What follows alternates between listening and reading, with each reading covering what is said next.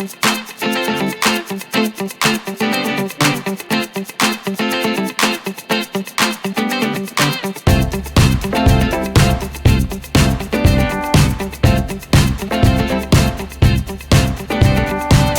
everybody, so here's another trick. That's where my store was. You can see how many empty bays there are before, but I decided to park my car this far down. Why? A few extra steps both ways, even in the rain. Well, that was pretty frustrating. I went all the way down to my save-on food because I had some medications that they owed me, so I thought never mind, I'll pop down there and go and get my lamb for this evening, and they don't have any. So now I'm back to my local Safeway to pick up the lamb, which they better have, because I promised everybody lamb for dinner. Yvonne's away, she doesn't like lamb as much, but the boys do, so I'm going to be trying to pick up some lamb. Hey, if I can't find lamb there, I'll find something really good like steak, something they won't mind. So the interesting thing is that it's sort of 11:30 in the morning, and you're probably, the whole point that I was trying to make when I was walking in the rain, in case you couldn't hear it, was that one of the things I love about the Halogen is it cooks stuff from frozen. Because of its cooking technique, you can actually cook things from frozen. You don't have to wait a day for the roast to thaw. You can actually just put it in, and because it cooks by halogen and convection, it's actually safe to cook it from frozen, which I think is one of the greatest reasons. So if I can find a roast of lamb, I will then show you how to do it. Not that I've ever done it before. I've never done lamb in there, that's why I thought it would be a nice thing to try. But I will definitely demonstrate. I know that I've got a lot of viewers in England and around the world who use halogens. They're not really big here in the States yet, or in Canada, but I do know that there are an awful lot of people who are using them. And the reason I know that is because of the popularity of my halogen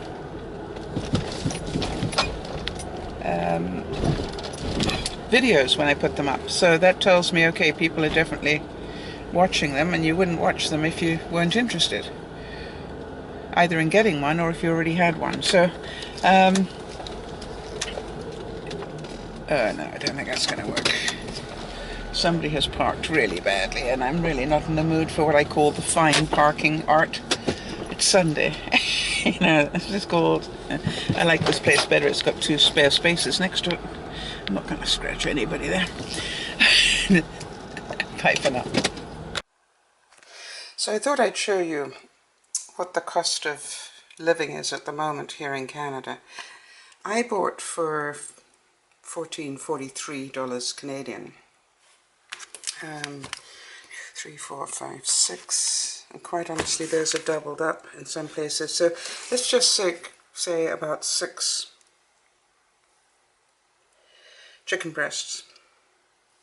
So pretty good value for money. And for all my friends in Oz, the UK and New Zealand, this is why people don't eat lamb in Canada.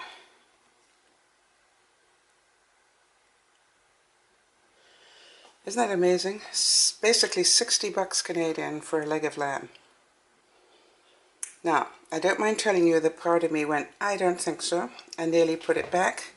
And then I thought, how long is it since I've had a leg of lamb? And it's a long distant memory, and life's about memories, so I decided to treat myself anyway.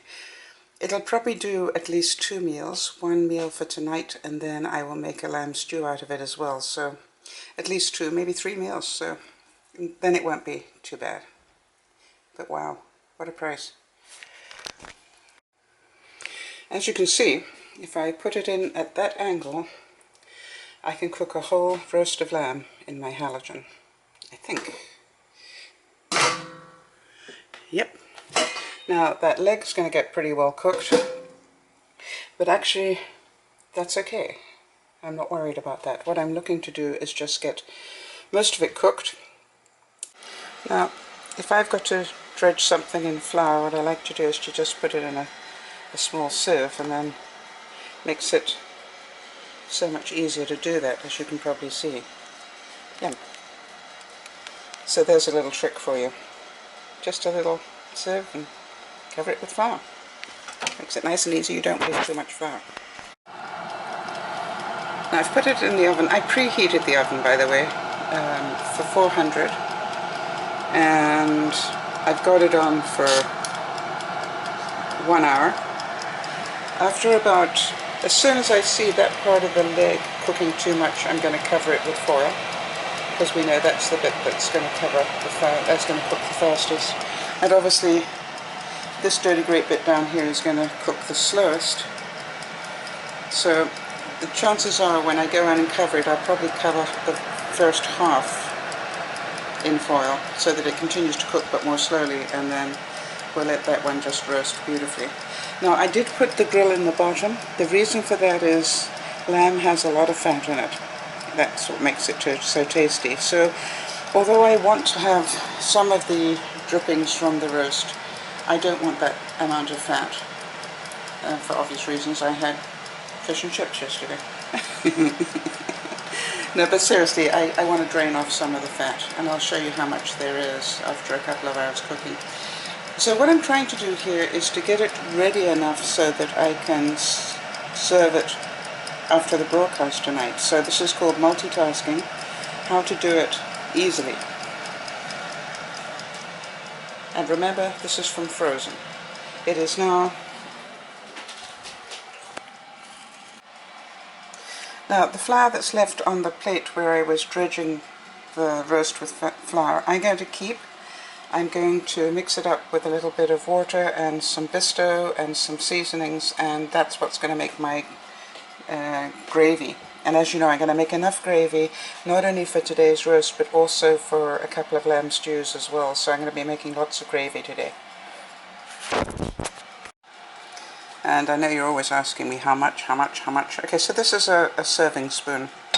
Let me put it next to a teaspoon. I don't actually... Right, it's a dirty great spoon. So I put in 2 complete spoonfuls of the balsamic vinegar, 2 complete spoons of the Bovril, and I probably put in about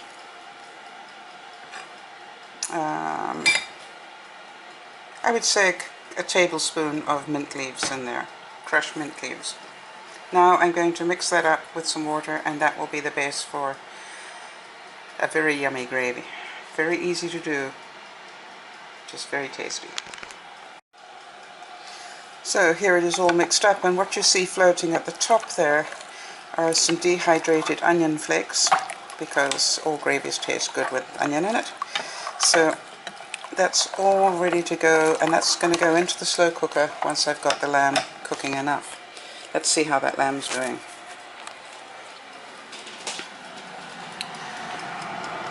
Alright, it's been going 5 minutes, and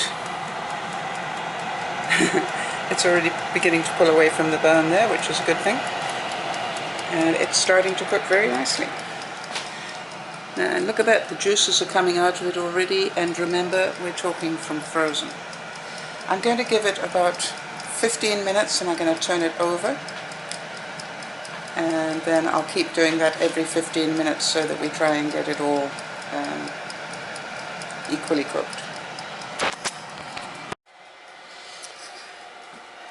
It's about now that I look in the fridge and see, well, what else have I got that could be added to this to make a really nice gravy and sauce for a stew later. And I notice I've got some leftover mushroom peppercorn sauce, and I'm going, that would taste really good. I've got some mushrooms in the fridge as well, so I'm going to add that right in. Whatever's left in there can all be part of the gravy.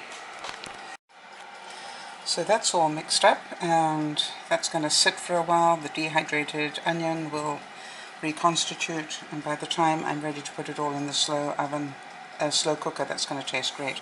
By the way, this is the reason why everybody laughs in my household if there are new people sitting at the dinner table and they eat something and say, oh my god, that's so good.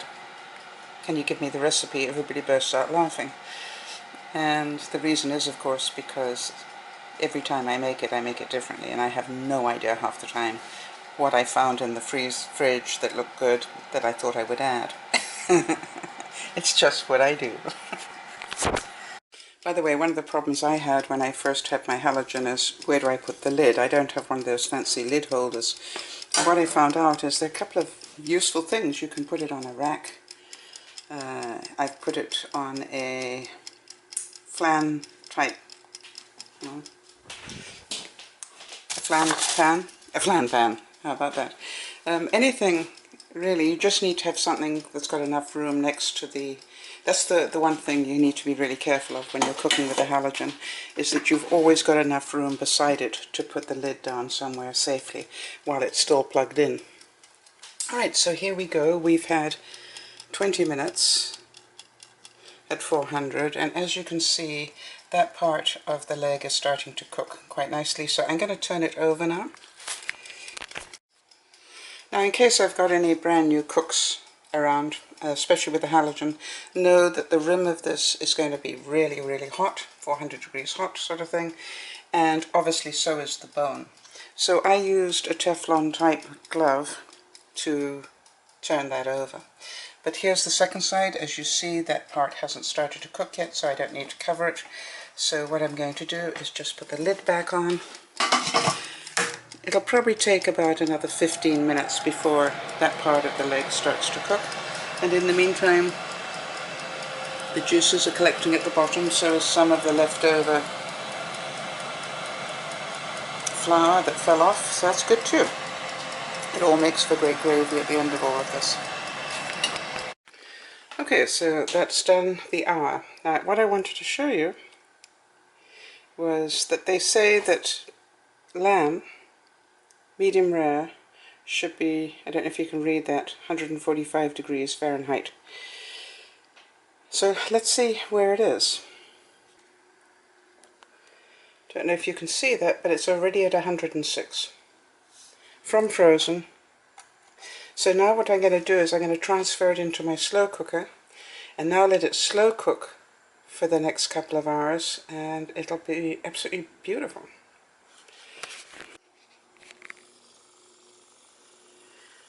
Well, in theory it was a great idea. Even my big slow cooker isn't big enough. Now, there's part of me that goes, do I get my hammer and just break the end of that bone off? There's part of me that wants to do that. Or do I let it just sit in the slow cooker, in the halogen, finish cooking, and I'll put it aside and then we'll cook it, warm it up when I'm ready. I think I'm going to do that. So now, as you can see, the top part of the leg is beautifully cooked. I've checked it and it's just doing really, really well. So what I'm going to do is I'm just going to cover that bit up until, so we can sort of cook up the bottom part. And I'm not going to totally cook it, I'm just going to sort of 80% cook it. Now, even though I've put that covering on, you understand the meat will actually continue to cook. It's just not going to cook as quickly as the meat that's exposed. So I'll leave that up a little bit more. There we go.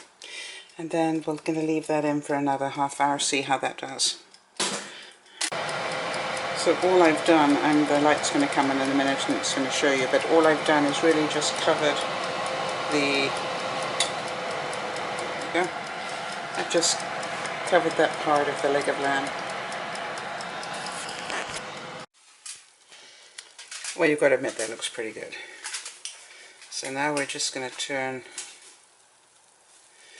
our machine back on again and find out how we're doing inside. I still got a little bit of, so this is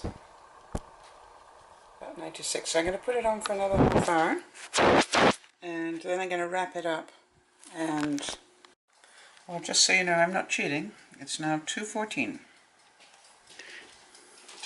From frozen to beautifully cooked. God, that looks so good, doesn't it? I'm now going to wrap it up in foil and just put it in the oven, and then when I finish broadcasting I'm going to warm it back up again. And now what I've done is I've just put the potatoes in the grease from the drippings. You know, there's some fat in there, there's really good tasting stuff there. So just going to keep rolling them around.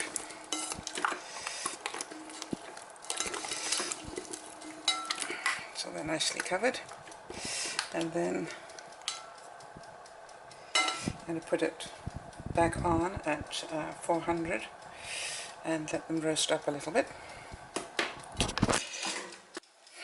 They're looking pretty good too, aren't they? So I'm going to turn them over and cook them for about another half an hour. They'll be done. Oh, there you go, everybody. Roast lamb. There we go, roast potatoes.